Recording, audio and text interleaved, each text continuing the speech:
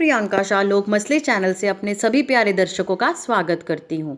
आज हम आपकी खास मुलाकात करवाने जा रहे हैं deputy commissioner of Rupnagar and chief administrator of Anandpur Sahib development authority IAS Mrs Sonali Giri ma'am से। Hello ma'am.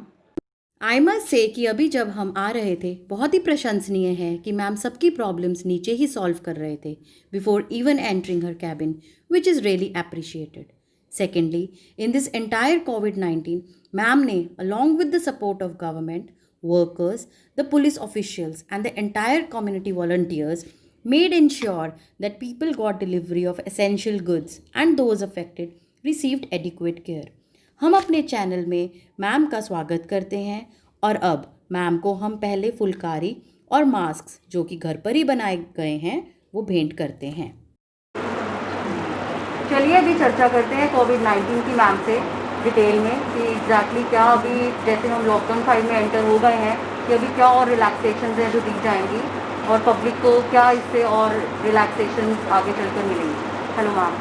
Thank you ma'am, जैसे कि अभी कर्फ्यू पूरा अपलिफ्ट हो गया है, जो लॉकडाउन 4 है it is all vanished. No doubt people were expecting कि लॉकडाउन 5 आएगा और कुछ डेज और एक्सटेंड होंगे which definitely has arrived, but what you say अभी और रिलैक्सेशंस क्या मिलेंगी पब्लिक को इसमें? सबसे ज़्यादा जो इम्पोर्टेंट रिलैक्सेशन पब्लिक वास्ते है कि जो ट्रैवल के लिए उनको कर्फ्यू पासेस की ज़रूरत पड़ती थी, जिसको मैं कह सकती हूँ कि साढ़े को लगभग 500 से 600 एप्लीकेशन रोज़ आती सीगियां ਜਿਹੜੇ इंटरस्टेट पासिस वास्ते भी सीगियां ते विद इन पंजाब भी। उस वास्ते सबसे बड़ा रिलैक्सेशन है लोगों वास्ते कि हुण अपने शादी ब्याह ते होर जो सोशल ऑब्लिगेशंस ने अपने ड्यूटी हैगी। अधिकतर इंटरस्टेट पासिस हुण सिर्फ तुसी कोवा ऐप पंजाब ते सैल्फ जनरेटेड ई पास तुसी डाउनलोड करके जा सकते हो। तो किसी भी SDM दफ्तर किसी भी DC दफ्तर वगैरह की लोड नहीं हैगी प्रवानगी की। एक चीज़ ज़रूर है कि जेड़े व्यक्ति फ्रीकुएंट इंटरस्टेट मूवमेंट कर रहे हैं, क्योंकि हाल की घड़ी दे विच ਜਿਹੜੀ होम क्वारंटाइन की जी पॉलिसी है, जोड़ा SOP हैगा, जो भी इंटरस्टेट व्यक्ति एंटर करता हैगा जेकर वो एसिम्पटोमैटिक होया मैडिकल स्क्रीनिंग तो बाद वो होम क्वारंटाइन लाजमी हैगा उन्होंने 14 दिन का। वो चीज़ नू जेकर कोई अवॉइड करना चाहता है या कोई फ्रीकुएंट ट्रैवल कैटेगरी दे विच हैगा कि 14 दिन होम क्वारंटाइन नहीं हो सकते, उन्होंने वास्ते ज़रूर स्पैशल परमिशन दी हैगी हुण भी कि जो उन्होंने SDM ऑफिस या DC ऑफिस तो लेनी पैनी है।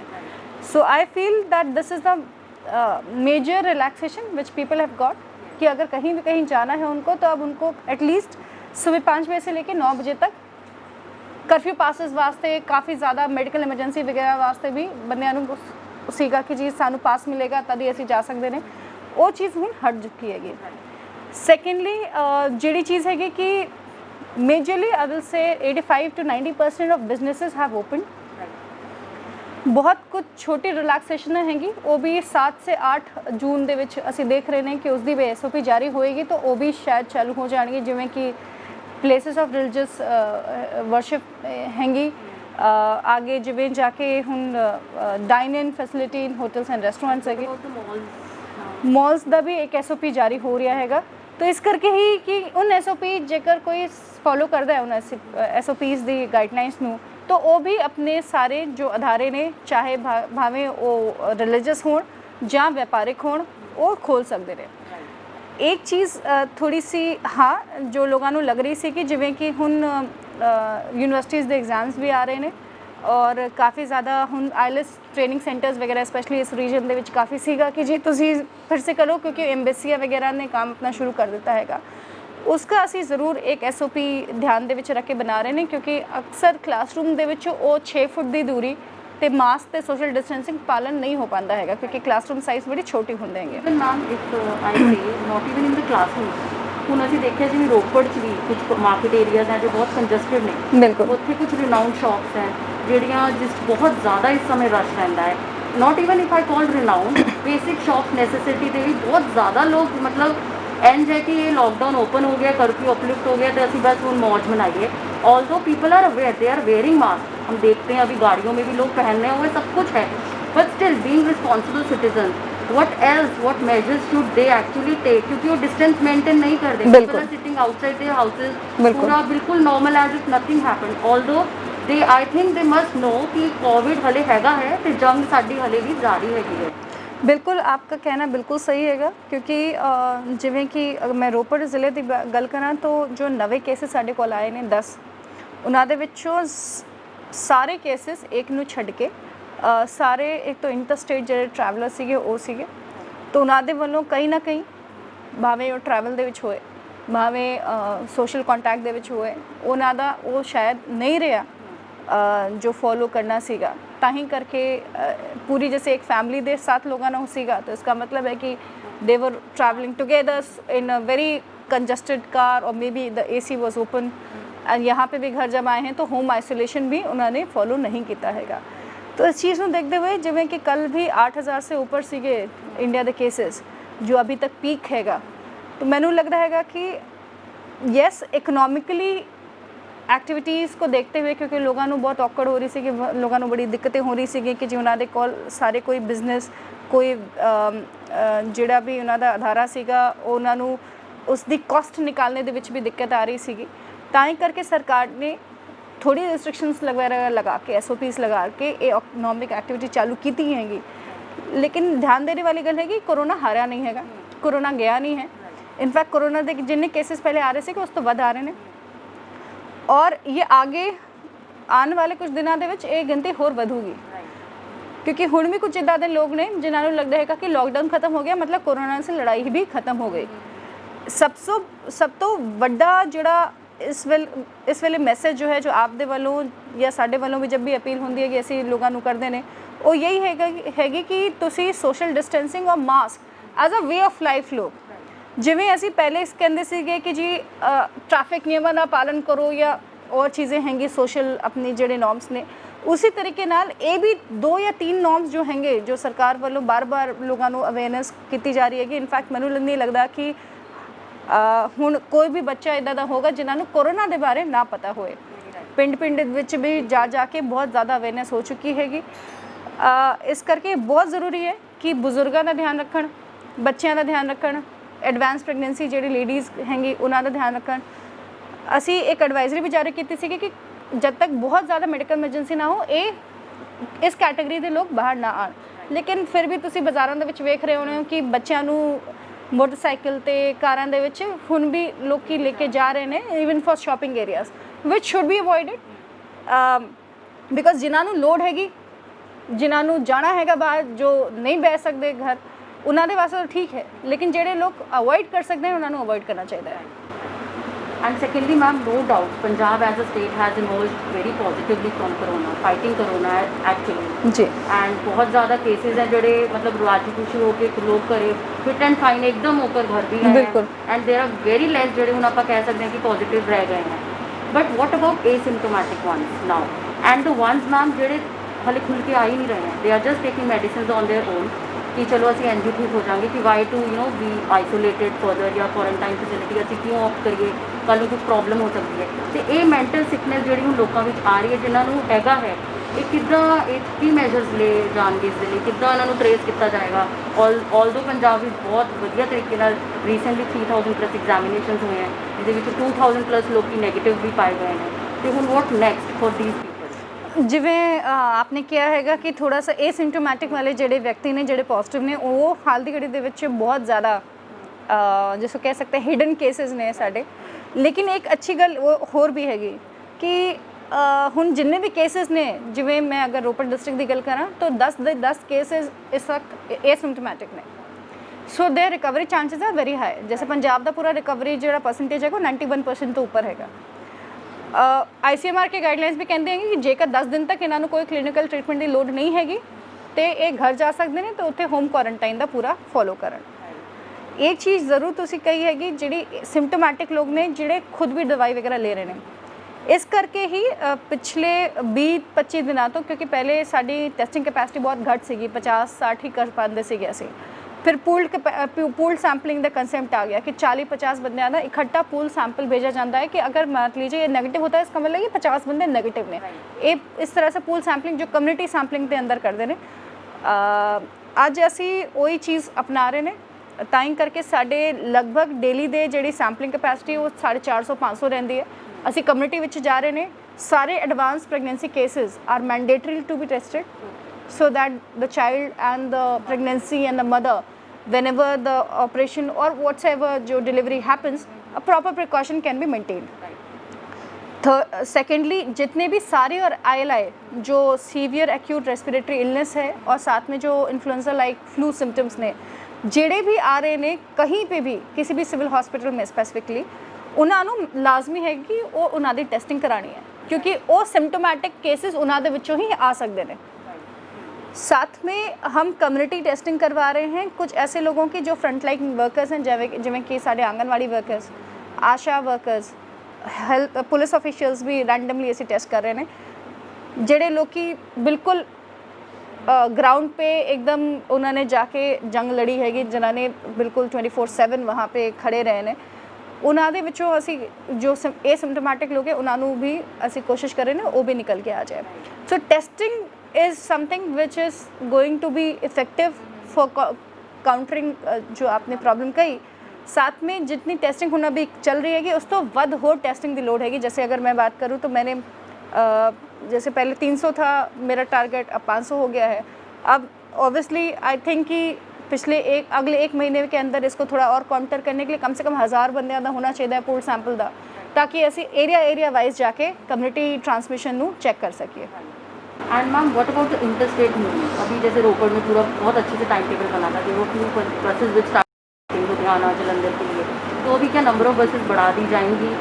क्योंकि जैसा अभी कर्फ्यू तो अपलिफ्ट हो गया है, लॉकडाउन हम 5 में आ गए हैं, but what about the number of buses? Because still अभी लोग थोड़ा सा डरे हुए हैं और बहुत नहीं ऑपरेट करना चाहते बसेज में जाना। बिल्कुल अभी क्या मेजर? हमारे भी थोड़ा 6 बसेस के रूट्स थे, लेकिन उसमें से 3 बसेस के अंदर कोई पैसेंजर्स ही नहीं थे, नाम मात्र सीगे, तो obviously that was a issue.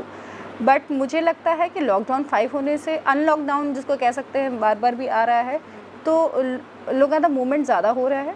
Specially working class is now coming again back to life, because उन्होंने चाहिए भी हैगा हुण मई महीने की सैलरी उन्होंने घर बैठे तो देना, इंडस्ट्रीज वगैरह भी नहीं दे रहे हैं, तो ये भी ज़रूरी है। साथ में इंटरस्टेट मूवमेंट का स्पेसिफिकली जो रीज़न है बसेस से ज़्यादा ट्रेन्स का हैगा, तो उन ट्रेन मूवमेंट्स की भी आ गई है साढ़े कॉल, आज से चालू हो जानी है, जहाँ पे नंगल से अनपुर साहब, किरतपुर साहब और मोरिंडा 4 स्टेशन पे जो स्टॉपेजेस हैं उस तरीके से ट्रेन चलेगी।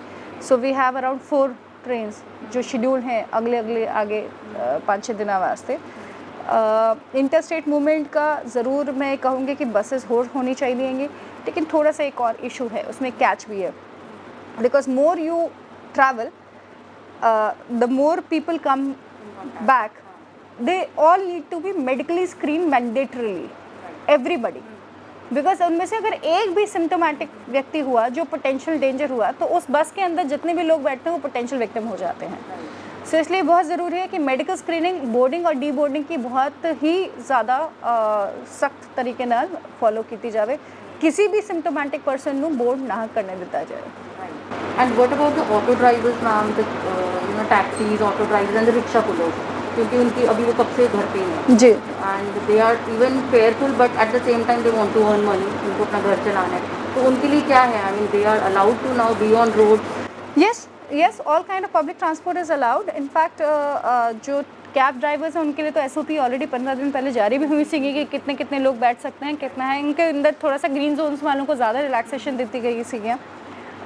इवन जो आपने बोला rickshaw pullers and all, mostly जो रिक्शा पुलिस जब हमें अप्रैल महीने मिलते थे तो mostly they switched on to vegetable vending और इस तरह की चीज़ों में कि कुछ ना कुछ गुजारा चलता रहे।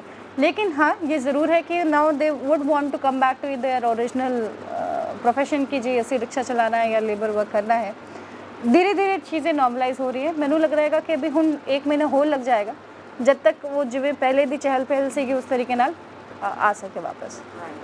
And ma'am about students, if we talk about education, सभी कॉलेजेस स्कूल्स बंद हैं, people are expecting maybe in a month or 2 months maybe everything will be online. No doubt government ने बहुत अच्छा एक चीज़ की कि students are having their online classes. But ma'am, what about those जिसमें parents are both working? They are not even able to provide the system to their students. They are no doubt suffering. जी, अब एक और चीज़ इससे हो रही है, online classes is a must have, बहुत अच्छा है, but it's not limited to half an hour और 1 hour. Yes. It's extended to 3 hours maximum, and they are totally putting their eyes on the system and sitting just to watch their sessions. And now they are getting addicted actually to all this digitalization and online things. अब इससे क्या हो रहा है, हमने कुछ बच्चों से बात की थी बीच में, and we had a good interaction with them, and we were like, are you excited, अभी स्कूल खुल जाएंगे. जैसे क्यों, वायरस अभी और नहीं चलेगा क्या? I mean they are actually scared कि अभी स्कूल क्यों खुलेंगे, let us sit at home आराम से, और हमारा ये डिजिटल वाला जो है, they are enjoying this world. तो इस पर आप क्या कहना चाहोगे? बिकॉज मेंटली मैम कहीं ना कहीं they are getting sick with this entire thing. I would say that this is a lifestyle problem which we would have to face. And जिन्हें कहते हैं कि आज से 50 साल पहले भी पढ़ाने का तरीका ये नहीं था जो अब हम पढ़ा रहे हैं. सो आगे हो सकता है आज से 10 साल बाद भी वो तरीका नहीं होगा जो हम अभी इस वक्त फॉलो कर रहे हैं. There will be more technological intervention, there will be more gadgets coming in for students. So इसी तरीके से अगर आप ये देख सकें कि पहले हो सकता है, पहले कहते थे लोग कि टैब मत करो, सिस्टम पे मत बैठो, इंटरनेट मत करो. But now the system has got into so much, the education one, and with the virus and the pandemic situation, कि everybody wants to even utilize them to a fullest level ताकि physical जो contact हो minimum हो सके. हाँ, ये ज़रूर है प्रॉब्लम, जैसे आपने बताया. ऑब्वियसली मेरी बेटी भी पढ़ना नहीं चाहती है. इनफैक्ट हमारे लिए दिक्कत हो जाती है कि जब उसकी क्लासेस होती हैं तो मैं घर पे नहीं रहती हूँ, तो मोस्टली उसकी क्लासेस मिस आउट हो जाती हैं. सो एक इशू है ज़रूर ये, but we need to live with it. Maybe find better precautions which we can have. We can have kids eating more veggies so that their eyes stay good. We can have 10 minutes break after each session so that they can have an eye exercise. There are things, because जिस तरह से कह सकते हैं कि IT industry में follow करते हैं ताकि आपको रिस्क का कुछ मूवमेंट का दिक्कत ना हो या आई का ना हो, उसी तरीके से बच्चों के साथ भी करना पड़ेगा. This is a changing situation. We need to take it as it comes. Maybe we cannot go back to full-time classroom training. And in fact, जो अभी सुनने में भी आ रहा था कि शायद odd even system follow होना हैगा बच्चों का, उसी तरीके से शायद थोड़ा सा इसको हमें भी ढालना पड़ेगा अपने आप को, पेरेंट्स को भी और बच्चों को भी. And now ma'am, what about tourism? Because globally COVID-19 has worstly and adversely affected the entire situation. Ji. No doubt tourists अभी आएंगे नहीं, like people are hesitant to even move to another city. तो इसके लिए अभी क्या? Because now if I talk about Anandpur Sahib, which is one of the most important religious and pilgrimage sites, जिसने observe किया, विटनेस किया the origination of the Khalsa, and even if I talk about Virasat-e Khalsa, which is a museum of Sikhism. तो अभी इसको promote करने के लिए कि टूरिस्ट आएँ, आप क्या इसमें ले रहे हैं मेजर्स? आपका कहना ठीक है कि tourism may be for the next 2-3 months there will not be such a steep increase in the number of tourists coming in or the pilgrims. But yes, जैसे कभी कभी जहाँ जहाँ पे पर्व होते हैं, जो चीज़ यहाँ पे श्री अनंतपुर साहब में जो हम इवेंट्स करते हैं, उसके अंदर जो श्रद्धालु हैं वो तो अपनी श्रद्धा के अनुसार आते हैं. लेकिन हाँ, ये ज़रूर है कि जिनमें पहले मेला वगैरह उस तरह से लगते थे, अब इस बार शायद उस चीज़ को थोड़ा कटेल किया जाएगा, बिकॉज उतना सोशल डिस्टेंसिंग फॉलो कराना बहुत मुश्किल हो जाता है. एक चीज़ ज़रूर है कि मुझे लगता है कि शायद इंटरनेशनल टूरिज़्म तो बहुत दिनों तक अभी नहीं हो पाएगा, लेकिन domestic tourism may be in the next 2-3 months it will open up, because people would want to move within the country rather than go outside, because there are still countries who are fighting the pandemic and the situation is very grim. So I would say that tourism में भी शायद हमें virtual tours वगैरह के ऊपर ज़्यादा जाना पड़ेगा. नॉन कॉन्टैक्ट इस तरह से देना पड़ेगा कि शायद हमें उनकी स्टैगरिंग ऑफ विजिटर्स करना पड़े. कुछ टिकट्स वगैरह इस तरह से हों कि उसी आपकी पहले ही ऑनलाइन प्री बुकिंग होगी और उन्हीं लोगों को उस तरह से अलाउ होएगा. Something like needs to be found out as a system, because पहले का जो भी सिस्टम सीगा कि बहुत सारे लोग बुला लो कर लो, वो तो अब मैरिजेस में भी फॉलो नहीं हो पा रहा है. तो आई थिंक सो इसमें भी हमें कर्टेल करना पड़ेगा. And now ma'am, what about the migrants and the laborers? आपने बहुत ही अच्छे से we have been reading and looking after this कि आपने बहुत अच्छे से Jalandhar railway station, even from Morinda and Ropar, बहुत अच्छे से safely they are back to their homes. But now ma'am, because the factories जो हैं उनको वो वर्क फोर्स चाहिए. No doubt the skilled labour is still there, उनको उन्होंने रिटेन किया हुआ है. But what about them? उनके अंदर से कैसे वो डर अब निकलेगा and they will come back again? कि हमें जाना है काम पे, बिकॉज उनकी रोजी रोटी, इफ आई से living is all on working in the factory inside, तो अभी वो कैसे, उसके ऊपर आप क्या, आपका सजेशन है? जैसे अगर मैं कहूँ कि आउट ऑफ माइग्रेंट जो आउट ऑफ पंजाब स्टेट जाने वाले सीगे, उन्होंने लगभग हमारे पास 12,000 रजिस्टर हुए थे पोर्टल पे, जिन्होंने बाहर इच्छा जताई सी कि कैसे जाना चाहते थे. That was voluntarily. That was voluntary obviously, whoever wanted to go back. At that time हर जगह पे सिचुएशन ऐसी थी, तो अप्रैल में जब रजिस्ट्रेशन चालू हुई तो it happened like that in the end of April. Out of them around 7,000 have left through trains and buses जो हम लोग ने प्रोवाइड कराई. लगभग 500-600 आप मान सकते हैं जो अपने लेवल पे भी कुछ चले गए. एक चीज़ ज़रूर है कि जैसे हमने यहाँ पे पटियाला, सरहिंद, मोहाली, इवन अमृतसर, लुधियाना, जलंधर सारे रेलवे स्टेशन से भेजे. अराउंड 62 ट्रेन्स के अंदर भेजे बंदे ये सारे. इसमें एक चीज़ ज़रूर निकल के आई कि जो लोग नहीं जाना चाहते, जैसे कि हम कॉलिंग करते थे दोबारा, जैसे आज भी वेस्ट बंगाल की है तो हमारे पास 200 लोगों का डेटा था, लेकिन उनमें से सिर्फ 50 लोगों ने कहा कि हम जाना चाहते हैं. So 150 people denied that they don't want to go. So there is a fall back. People who have got assurance, जिन्हें दे कॉल्स आ गया, दिल में थोड़ा भरोसा आ गया, कॉन्ट्रैक्टर ने दे दिया, इंडस्ट्री खुल गई, so they have stayed back. Around I would say 2,000 good odd people जो हमारे पास थे, उन्होंने मना कर दिया कि जी साडा हुण काम चालू हो गया है, असीं हुण वापस नहीं जाना. लेकिन ये चीज़ ज़रूर है कि जो तुसीं कह रहे हो, जिहड़ी फ्री लेबर हुंदी सीगी वो काफ़ी ज़्यादा घट गई हैगी. इस चीज़ ਨੂੰ जिसे कह सकते हैं एक सिल्वर लाइनिंग भी हो सकता है डार्क क्लाउड ਦੇ ਵਿੱਚੋਂ कि ਸਾਡੇ ਕੋਲ पोर्टल पे जो अपना एम्प्लॉयमेंट ब्यूरो एक्सचेंज है, उसके अंदर पोर्टल पे भी हमारे पास करीबन 14,000 लोगों का डेटा है, जिसके अंदर स्किल्ड लड़के लड़कियां भी हैं, साथ में कुछ इनफॉर्मल लेबर के लिए भी लोगों ने रजिस्टर कराया है. जैसे अगर मैं कह सकूं कि मैं पीछे ही देख रही थी कि करीबन 1,600 लोगों ने रजिस्टर करवाया है अनस्किल्ड लेबर के तौर पे. हम ये एक अपॉर्चुनिटी देख रहे हैं उन पंजाबी रेजिडेंट्स वास्ते जो इत्थे ही रुके हुए ने, ਜਿਹੜੇ ਇੱਥੇ रजिस्टर जिन्हां दे कोल काम नहीं हैगा हाल ਦੀ ਘੜੀ ਦੇ ਵਿੱਚ, ਉਹ ਆ ਸਕਦੇ ਨੇ. They can fill in the gap of the people who have moved out and इन्हों भी रोज़गार मिलेगा.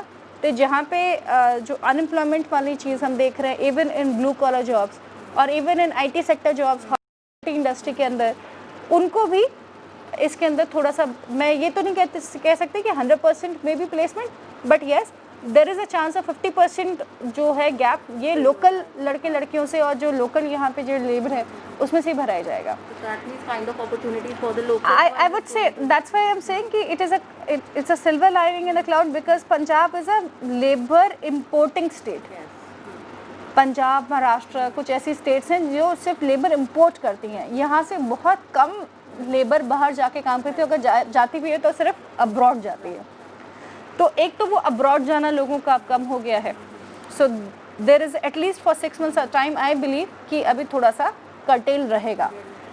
उन लोगों को भी काम यहाँ पे चाहिए which had some kind of skill category with them, तो उनका थोड़ा सा हमारे पास जो डेटा है through our exchange we are trying to find कि उनको किस तरह से इंडस्ट्री के अंदर हम मैप कर सकें.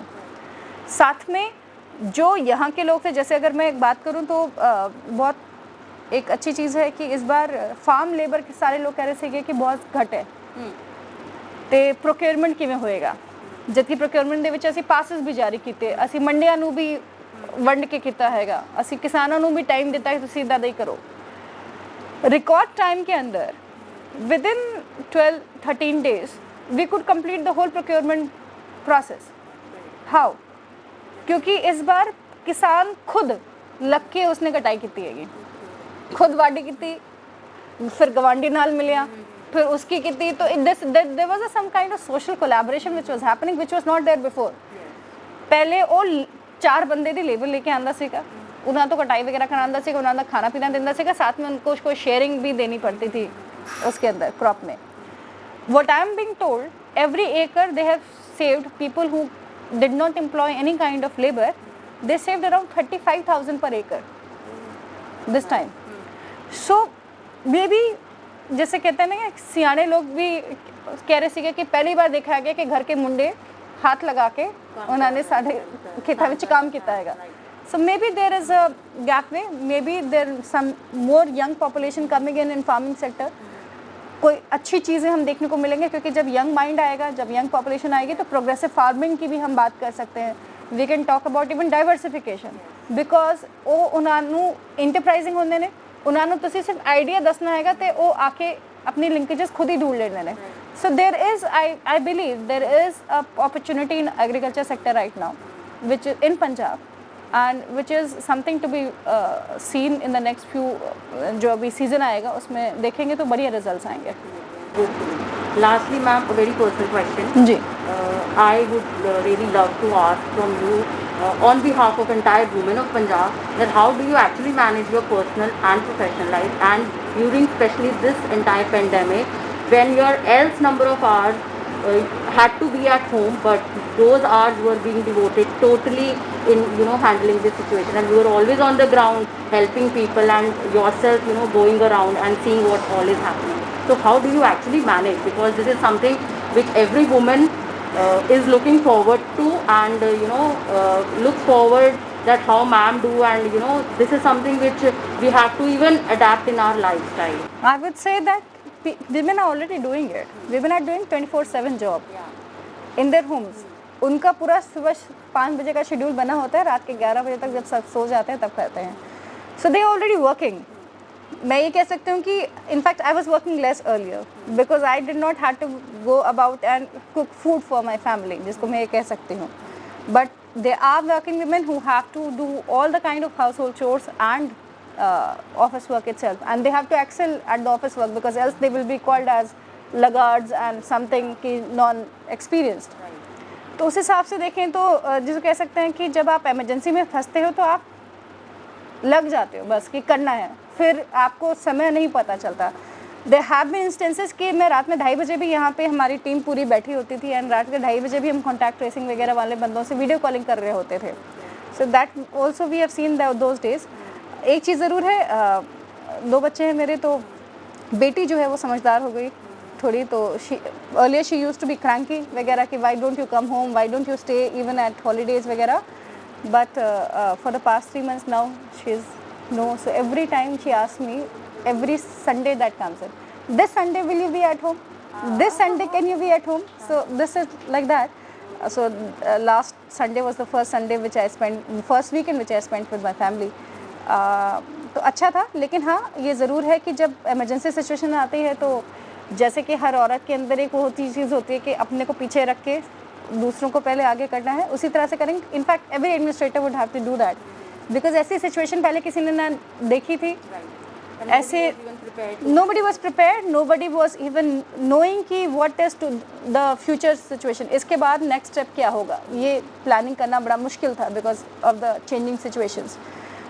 परिवार ने काफ़ी सपोर्ट दिया मुझे, एंड मैं कह सकती हूँ कि बस because of the perseverance quality of a women it happened.